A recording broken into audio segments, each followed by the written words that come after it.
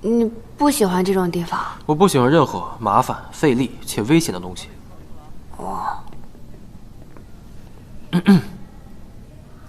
江先生，这位是？小陆。今天时间还早，不如我们先比一场，然后再去吃饭，怎么样？如果他再不配合，我会把你们公司这几层楼全都收回。没问题。那我去那边等你们啊。我先去换衣服啊。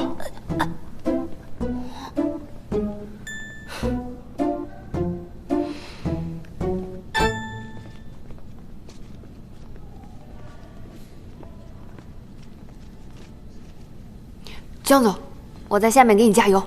你别忘了你过来的目的，你过来就是为了解决它。我恐高。那真遗憾，你可以走了。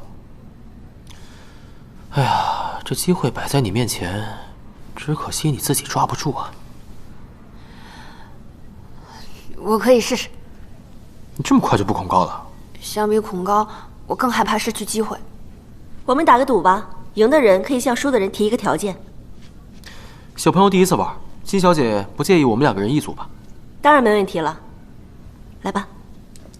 喂，不许失败。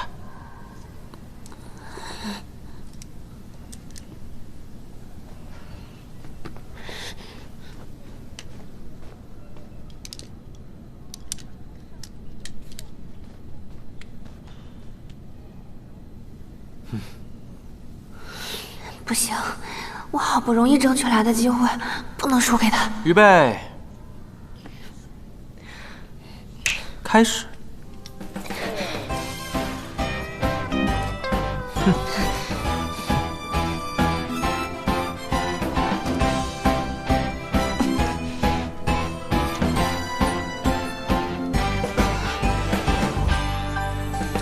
不是恐高吗？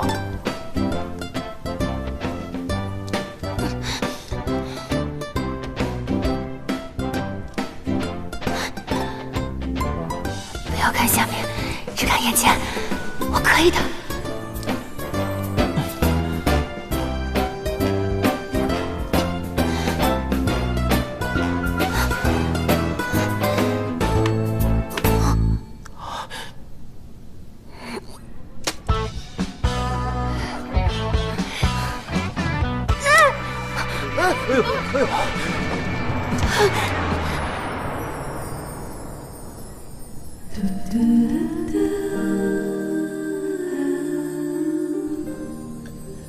对不起啊，我拿到星星了。这项测试算你通过。